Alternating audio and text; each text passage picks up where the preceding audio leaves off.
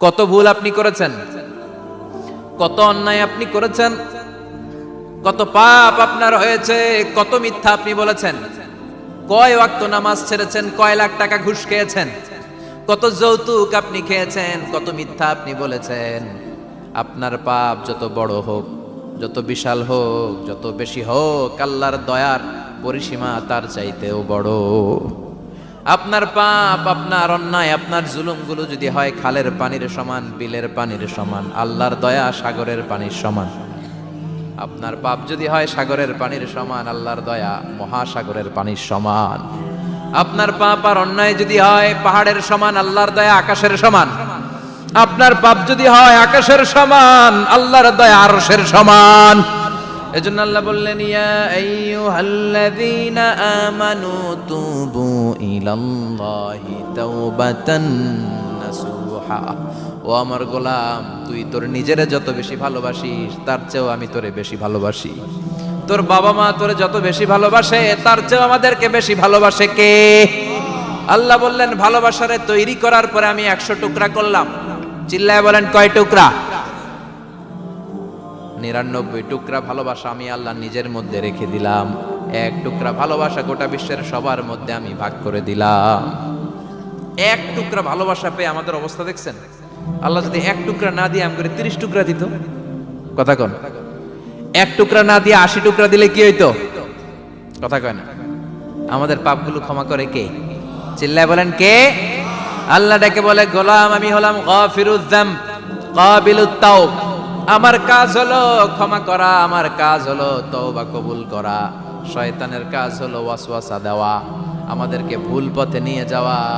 আর আমাদের কাজ হলো ভুল করে ফেলা, আল্লাহর কাজ হলো ভুলগুলো মাফ করে দেয়া। আল্লাহ ডেকে বলে, গোলাম তোরা যদি ভুল না করতি, তোরা যদি পাপ না করতি, তোরা যদি অন্যায় না করতি, তোদেরকে ধ্বংস করে দিয়ে এমন একটা জাতি আমি এই দুনিয়ার বুকে তৈরি করতাম যারা সকালবেলা ভুল করে দুপুরে মাফ চাইতো, দুপুরে ভুল করে রাত্রে মাফ চাইতো, আজকে ভুল করে আগামীকাল মাফ চাইতো। আর আমি আল্লাহ গুনাহগুলো তাদের সব ক্ষমা করে দিতাম। ক্ষমা করে দিতে আল্লাহর বড্ড ভালো লাগে। বান্দা আল্লাহর কাছে বারবার চাক, চোখের পানি ছাড়ুক, এটা আল্লাহ পছন্দ করে। চোখের পানির যে কত পাওয়ার আপনি কল্পনাই করতে পারবেন না। অনুশোচনার চোখের পানি চোখ বেয়ে নাকের ডগা পেয়ে জমিনে পড়ার আগেই আল্লাহ এই বান্দারে মাফ করে দেয়। বিশ্বনবী ডেকে বলে, ও আমার উম্মতেরা শোনো, আল্লাহর কাছে দুনিয়ার মানুষদের 2 ফোঁটা পানি সবচেয়ে প্রিয়। 1 হলো জিহাদের ময়দানে রক্তের ফোঁটা, 2 হলো অনুতপ্ত বান্দার চোখের পানির ফোঁটা। এজন্য আল্লাহ ডেকে বললেন, গোলাম আমি যে তোদের কত ভালোবাসি তোর ধারণা নাই। চোখের পানি ছাড়, গুনার কথা স্মরণ কর, তওবা কর। তওবার মতো তওবা করলে সব গুনাহ মাফ করে দিতে পারে কে?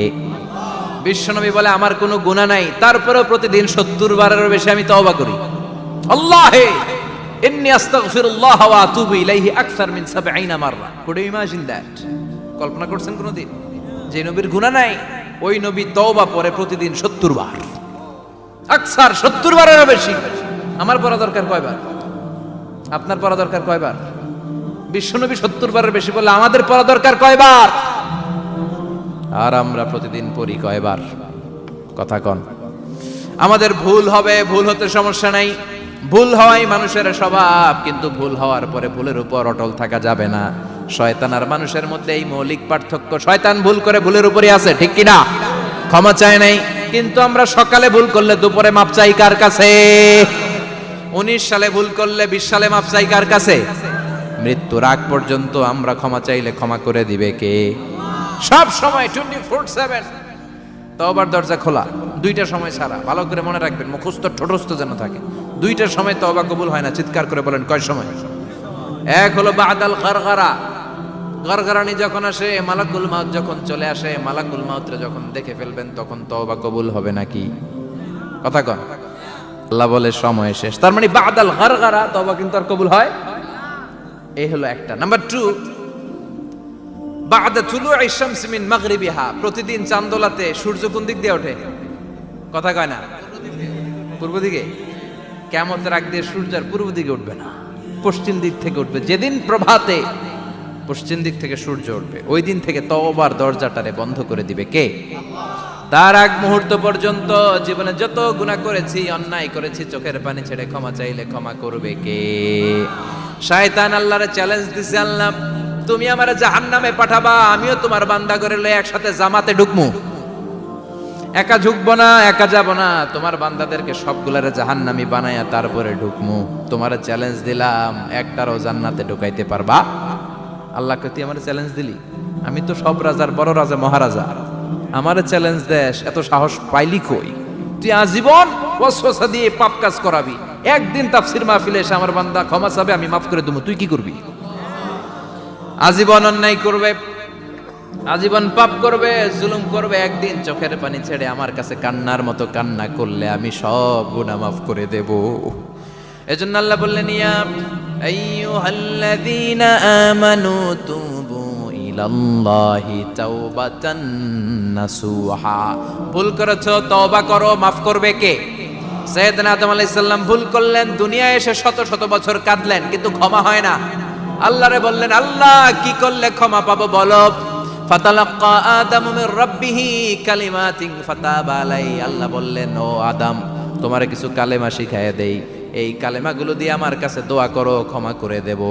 আল্লাহ শিখায় দিলেন, ও আদম, দুই হাত তুলে চোখের পানি ছেড়ে আমার কাছে পড়ো, রব্বানা, পড়েন, রব্বানা যালামনা আনফুসানা ওয়া ইল্লাম তাগফির লানা ওয়া তারহামনা লানাকুনান্না মিনাল খাসিরিন। এটা শিখাই দিয়েছিল আল্লাহ। আল্লাহ, আমি জুলুম করেছি, অন্যায় করেছি, ভুল করেছি, পাপ করেছি, তুমি যদি ক্ষমা না করো, ক্ষমা করার কেউ নাই, ঠিক কি না? আমরাও পাপ করলে এই দোয়াটা পড়ার দরকার আছে না নাই? 5টা শর্ত সাপেক্ষে আমাদের তওবা কবুল করবে কে? তওবা কবুল হওয়ার কিছু শর্ত আছে 5টা। কয়টা?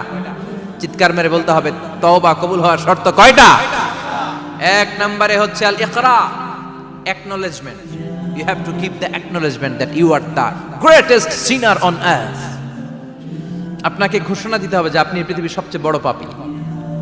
1 নম্বর শর্ত, আপনি বলেন যে আল্লাহ, আমার চেয়ে বড় পাপী নাই, আকাশের নিচে জমিনের উপরে আমি সবচেয়ে বড় পাপী, এমন কোনো পাপ নাই যেটা আমি করি নাই, ঠিক কি না? 1 নম্বরে পাপের ঘোষণা দেন।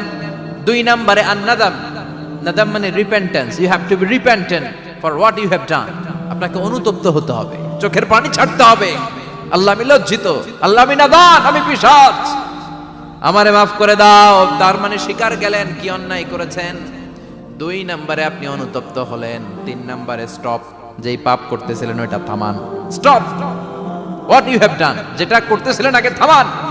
আপনি সুদ খাইছেন, অনুশোচনা আসলো, মাফও চাইতেছেন, আবার সুদও খাইতেছেন, হবে? আপনি ঘুষ খেয়েছেন, তওবা শুরু করলেন, আবার ঘুষও খেয়ে যাচ্ছেন, হবে? থামেন, স্টপ। 3টা গেল। 4 number, to hate what you have done, ঘৃণা করতে হবে, যে পাপটা করেছেন মন থেকে ওই পাপটাকে ঘৃণা করতে হবে। 5 নাম্বার শর্ত হচ্ছে to determine that you never repeat this sin again in your life. আল্লাহর ওয়াদা দেন, কমিটমেন্ট দেন যে আল্লাহ, আমার জীবনে পারতপক্ষে এই পাপ জীবনেও করব না। চিৎকার করে বলেন ঠিক কিনা? তার মানে আপনি শিকার যান, তারপরে আপনি অনুতপ্ত হবেন, যে পাপ করেছেন থামিয়ে দিবেন, পাপটারে মন থেকে ঘৃণা করবেন, আর আল্লাহরে ওয়াদা দিবেন, আল্লাহ আর করব না। এই 5টা শর্তের আলোকে তওবা করলে জীবনের সব গুনাহ মাফ করে দিবে কে? এজন্য আল্লাহ বললেন, ইয়া আইয়ুহাল্লাযীনা আমানু তুবু ইলাল্লাহি তাওবাতান নাসুহা। তওবার মতো তওবা করো, সব গুনাহ মাফ করতে পারে কে? তওবা করবেন তো? রাজি আছেন? কবে করবেন? এই মুহূর্তে তওবা করলাম, এই মুহূর্তে আল্লাহর কাছে ক্ষমা চাই, আল্লাহ জীবনের সব গুনাহ মাফ করে দাও। আমাদের দেশে তওবা করার জন্য হুজুর লাগে, কথা কন, পীর সাহেব হুজুর, বড় হুজুর, ছোট হুজুর, হাফেজ সাহেব লাগে না? হাফেজ সাহেব, ইমাম সাহেব, এদের ছাড়া নাকি তওবা হয় না। না, এটা ভুয়া কথা। আপনি অনুতপ্ত হন, আপনি চোখের পানি ছাড়েন, আপনি আপনার রবরে বলেন, ক্ষমা করে দিবে কে? ইমাম সাহেব আসতে হবে শর্ত না, পীর সাহেব হুজুর এসে হুজুরের হাতে হাত রেখে তওবা পড়তে হবে শর্ত না। আপনার রবরে ডেকে চোখের পানি ছেড়ে ক্ষমা চান, ক্ষমা করবে কে? আর প্রতিদিন শতবার পড়তে থাকবেন আস্তাগফিরুল্লাহ। আওয়াজ করে সবাই পড়েন আস্তাগফিরুল্লাহ, আর জোরে পড়েন আস্তাগফিরুল্লাহ। বিশ্বনবী বলেন, মান লাজিমাল ইস্তিগফার জাআলাল্লাহু লাহু মিন কুল্লি দিকিন মাখরাজা। সব সময় ইস্তিগফারের সাথে যে লেগে থাকবে, রব্বুল আলামিন তারে 5টা জিনিস দিবে। কয়টা? কথা কন আরো জোরে, সবাই বলেন কয়টা? নাম্বার 1, জাআলাল্লাহু লাহু মিন কুল্লি দিকিন মাখরাজা। বিপদে পড়লে বিপদ থেকে উদ্ধার করবে কে? আমাদের তো কোনো বিপদ নাই না? আছে? কত বিপদ, হ্যাঁ? রাস্তাঘাটে দুর্ঘটনা হতে পারে, যে কোনো সময় ভূমিকম্পে পড়তে পারি, বজ্রপাত পড়তে পারে না, ঠেড়া পয়রা মানুষ নাই, আছে না নাই? এই বিপদ আপদ থেকে আপনারা রক্ষা করবে কে? যদি আপনি ইস্তেগফারের সাথে আঠার মতো লেগে থাকেন। কিসের সাথে? কথা বলেন। ইস্তেগফারের সাথে লেগে থাকতে পারলে 1 নাম্বার হচ্ছে বিপদে পড়লে আপনারে মুক্ত করে দিবে কে? 2 নাম্বার ওয়ামিন কুল্লি হাম্মিন ফারাজা, যে কোনো ধরনের টেনশন, হাইপার টেনশন থেকে বাঁচায় দিবে কে? আমাদের তো টেনশন মেনশন নাই না? আছে? লাইফ নিয়ে টেনশন, বাঁচার টেনশন, মরার টেনশন, ক্যারিয়ারের টেনশন, রাস্তাঘাটে যানজট এটার টেনশন, পুলিশের দৌড়ানি, র্যাবের দৌড়ানি, বাড়ির ভাড়া, গ্যাস বিল, বিদ্যুৎ বিল, ছেলে মেয়েদের লেখাপড়া, কত টেনশন। এই সব টেনশন থেকে আপনারে মুক্ত করে দিবে কে? 3 নম্বরে ওয়ারযুকহু মিন হাইসু লা ইয়াহতাসিব, এমন জায়গা থেকে আল্লাহ আপনার রিজিকের ব্যবস্থা করবে আপনি কল্পনাই করতে পারবেন না। সুবহানাল্লাহ পড়েন। 4 নম্বরে সবসময় ইস্তেগফার যদি পড়া হয়, আল্লাহর কোনো আযাব ওই বান্দার উপরে আসে না। ওমা কানাল্লাহু মুআযযিবাহুম ওয়া হুম ইস্তাগফিরুন।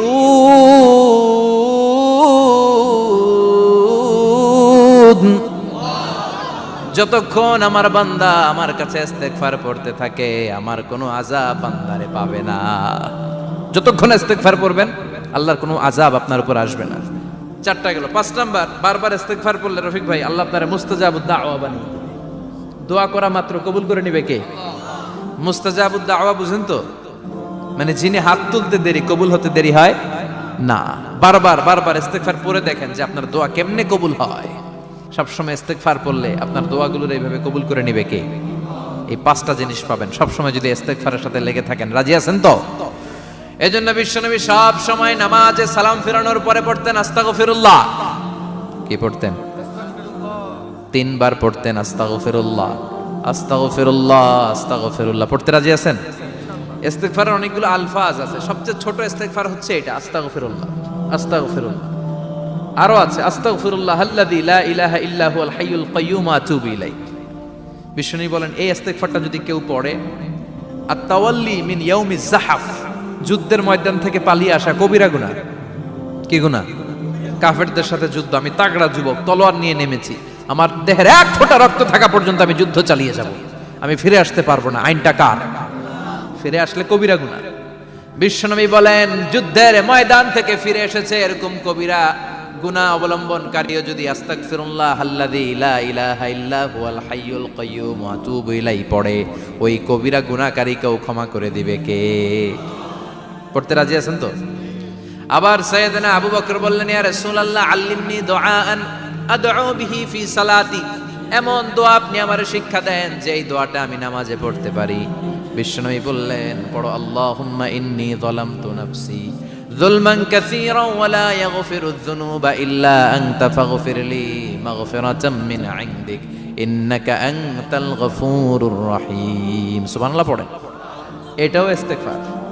আমরা এটার বলে দোয়া মাসুরা, সালাম ফেরানোর আগে পড়ি না? যেখানেই ক্ষমা চাওয়ার কথা আছে ওইটারই কি বলে?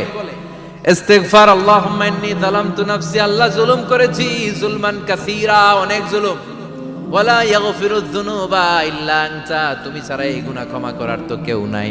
ফাগফিরলি মাগফিরাতাম মিন ইনদিক, তোমার দয়ায় আমারে ক্ষমা করে দাও। ইন্নাকা আনতাল গফুরুর রহিম, তুমি হলা ক্ষমাশীল। ঠিক কি না? এটাও ইস্তেগফার, এটাও পড়বেন। আর এই সব ইস্তেগফারের শ্রেষ্ঠ ইস্তেগফারের নাম সাইয়্যিদুল ইস্তেগফার। যত ইস্তেগফার হতে পারে এর মধ্যে সবচেয়ে শ্রেষ্ঠতম ইস্তেগফার নাম কি? কথা কন। বুখারীর বর্ণনা, শাদ্দাদ ইবনে আউস রাদিয়াল্লাহু তাআলা আনহু বর্ণনা করেন, এই সাইয়্যিদুল ইস্তেগফার দিনের বেলা যে পড়বে ওই দিনে মারা গেলে সে জান্নাতি।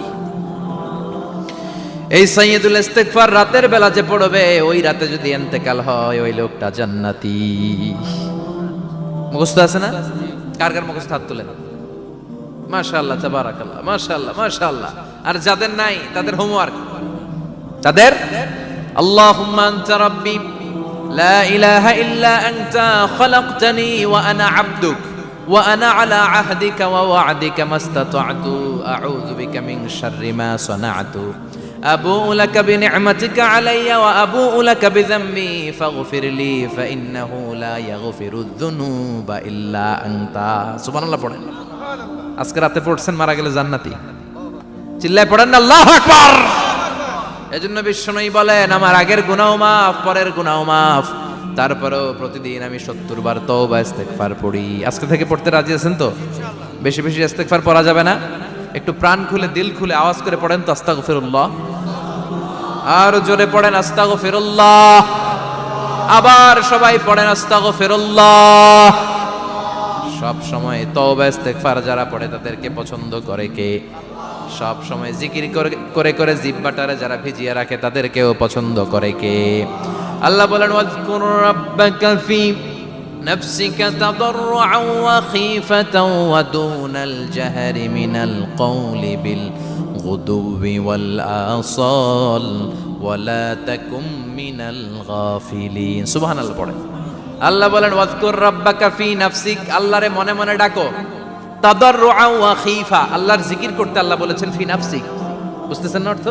ফি নাফসিকা, মনে মনে আল্লাহর জিকিরটা করো। তাদাররুআন ওয়া খীফা, তাদাররুআন মানে বিনয়ের সাথে, with full of humility, submission and humbleness, বিনয়ের সাথে আল্লাহরে ডাকো।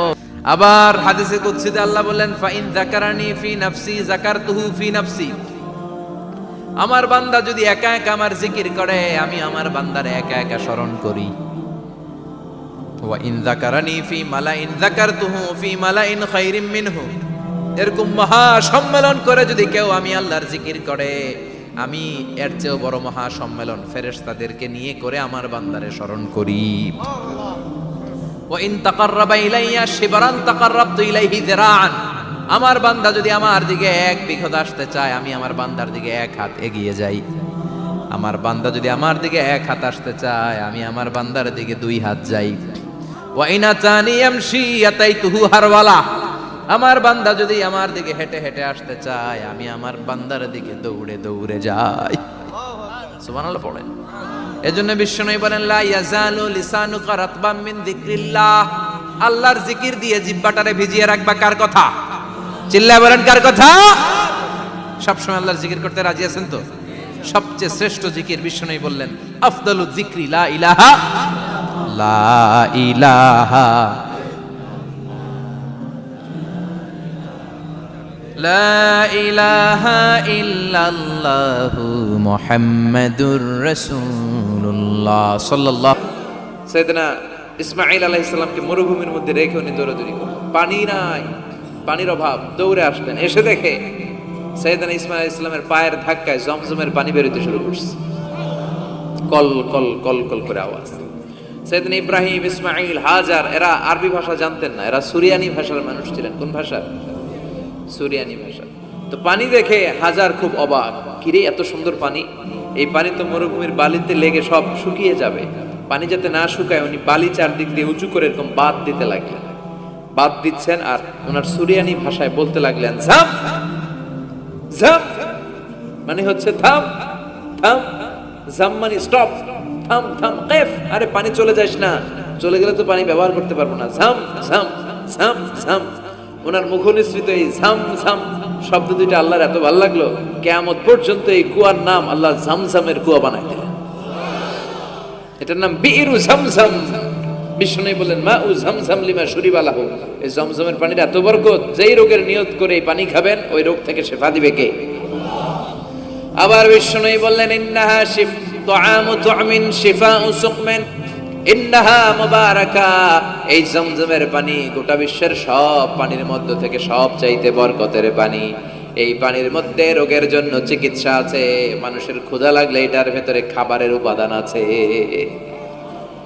পৃথিবীর সব পানি শুধু তৃষ্ণা নিবারণ করে, শুধু জমজমের পানি তৃষ্ণাও নিবারণ করে, ক্ষুধাও নিবারণ করে। জাপানের কিছু জিওলজিস্ট, ভূতত্ত্ববিদ গবেষণা করে পেয়েছে এই পানির মধ্যে ফুড সাপ্লিমেন্টারি আছে, মানে খাদ্যের পরিপূরক। কিছু না খাইয়ে পানি খাইলে ক্ষুধা নিবারণ হয়ে যায়। আবার বিশ্বনবীকে যখন সিনা চাক করা হবে, মেরাজ রজনীতে সাইয়েদনা জিবরাইল বিশ্বনবীর গলা থেকে নাভি পর্যন্ত পুরোটা কেটে হৃদয়টা বের করে এই জামজামের পানি দিয়ে ধৌত করেছিলেন।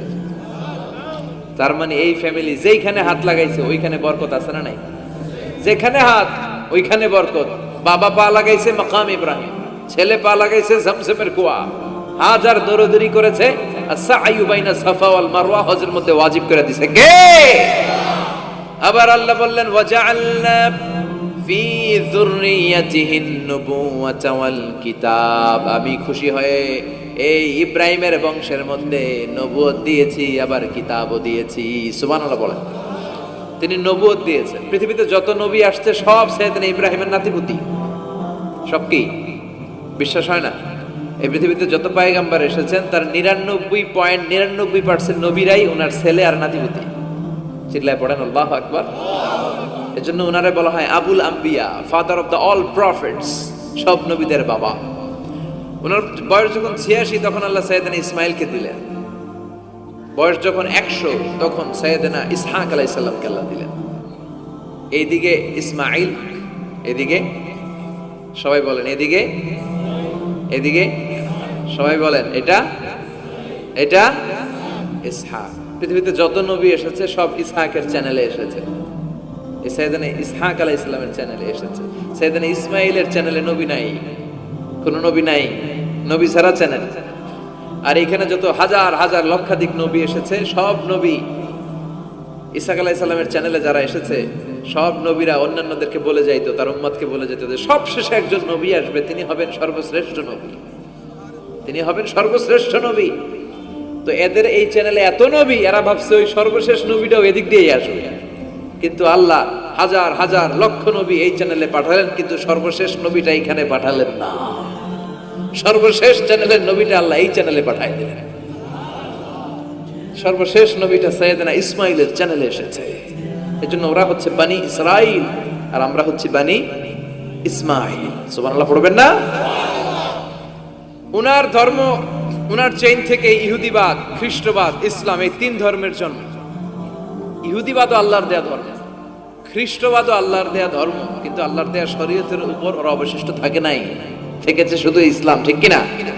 এজন্য আমরা প্রত্যেক নামাজে পড়ি গায়রিল মাগদুবি আলাইহিম ওয়ালাদ-দাল্লিন। ও আল্লাহ, গায়রিল মাগদুব, যাদের উপর তোমার রাগ ক্রোধ, তাদের পথ আমরা চাই না, ওরা হলো ইহুদিরা। ওয়ালাদ-দাল্লিন, আর যারা ভ্রষ্ট তাদের পথও চাই না, এরা হলো নাসারারা।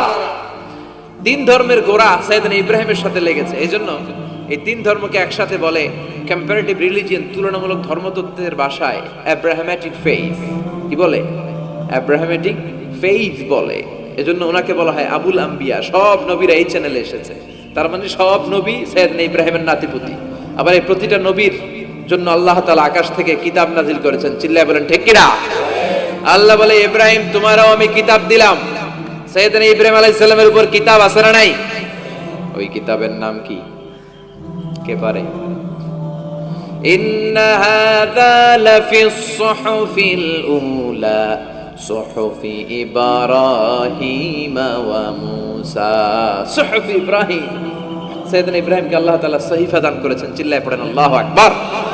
আবার এই নবীর নামে আল্লাহর কোরআনে একটা সূরা আছে না নাই? কথা কন, কি নাম সূরা? সূরা আলিফ লাম রা। কিতাবুন আনজালনাহু ইলাইকা লিতুখরিজান নাসা মিনাল যুলুমাতি ইলান নূর। সুবহানাল্লাহ পড়েন। আলিফ লাম রা। I have revealed this holy and sacred book unto you in order to lead the mankind out of darkness into the light. ও নবী, আমি এই কিতাবকে আপনার কাছে পাঠিয়েছি অন্ধকারাচ্ছন্ন মানুষগুলোকে অন্ধকার থেকে আলোর দিকে নিয়ে যেতে। এই কোরআনের ভেতরে আলো আছে না নাই? সবকিছুর সমাধান আছে না নাই? সমাধান চাও যদি জীবনে মরণে, ফিরে যাও খুঁজে নাও, চোখ রাখো কোরআনে। সুবহানাল্লাহ পড়েন। চোখ রাখবেন কোথায়? নাকি মোবাইলে, না টিভিতে, না এটিএন বাংলার পর্দায়? আসিতেছে আগামী শুক্রবার রঙিন পর্দায়, চোখ রাখুন এটিএন বাংলায়। এটিএন বাংলায় চোখ রাখবেন। কই রাখবেন? সমাধান চাও যদি জীবনে মরণে ফিরে যাও, খুঁজে নাও চোখ রাখো কোরআনে, ঠিক কি না? If you want the solution this dunya and akhira, go back, have a look to the holy Quran. সুবহানাল্লাহ পড়েন। কি নবী আল্লাহ বানালেন, ওই নবীর নামে আল্লাহ একটা সূরা দিলেন। আবার আল্লাহ বললেন, ও দুনিয়ার মুসলমানেরা শোনো, তোমাদেরকে মুসলমান বলে নাম করেছে সাইয়েদনা ইব্রাহিম, ঠিক কি না? আবার এই নবী সাধারণ কোন নবী নয়, এই নবী হলো তোমাদের জাতির পিতা। আমাগো জাতির পিতা কেডা?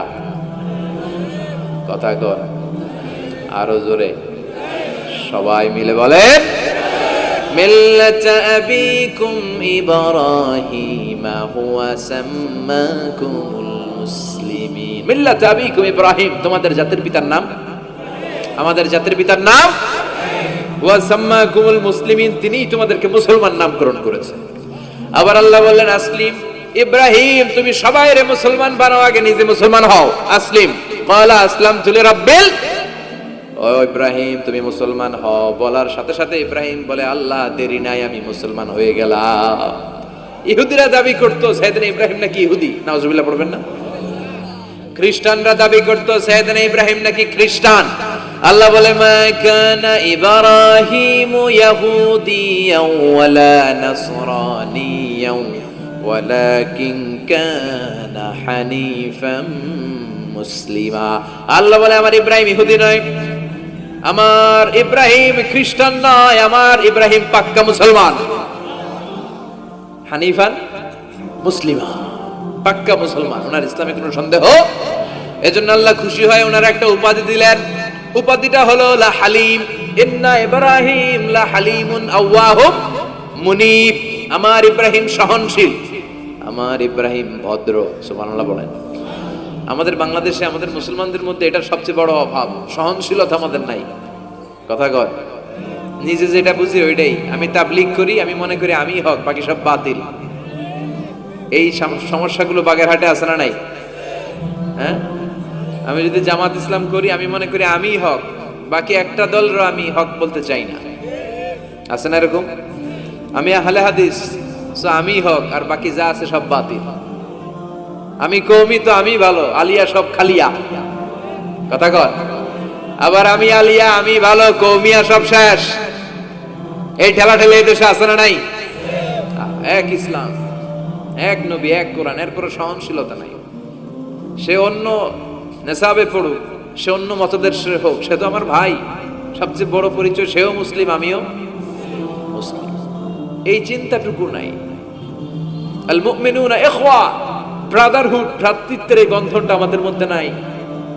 আমরা একে অপরকে গালিগালাজ করতে দেরি করি না, একটু চিন্তা করি না। কাফের বলে ফতোয়া দিতেও দেরি করি না। কথা কন, ফতোয়া আছে না নাই?